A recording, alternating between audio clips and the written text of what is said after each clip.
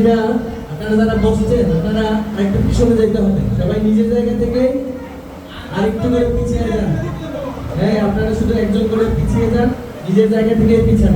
আর টুল নিয়ে সামনে বসবেন না, সাইডে বসে যারা টুল নিয়ে দেখতে